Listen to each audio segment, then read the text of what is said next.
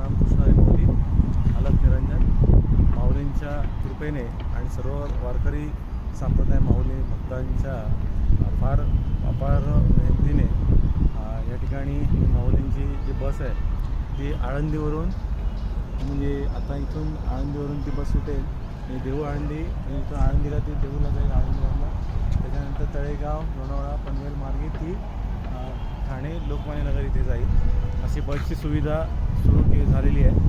आणि आळंदीच्या बाजूला माऊलींच्या नदीच्या बाजूला जो एस टी स्टॉप आहे त्या ठिकाणी लागत नाही तर हा जुना एस टी स्टँड आहे म्हणजे असं एक मोकळं मैदान आहे.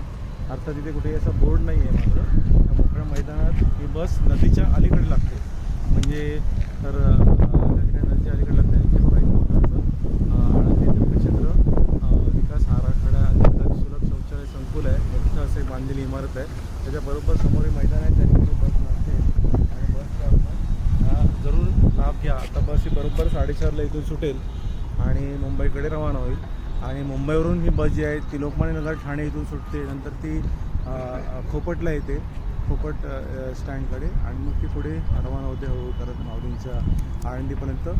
बऱ्याच परिश्रमानंतर ही बस सुरू झालेली आहे मात्र अधिकाधिक भक्तजनांनी ह्या बसचा एस टी बसचा लाभ घ्यावा ही माऊलीची प्रार्थना. आदेश रामकृष्ण.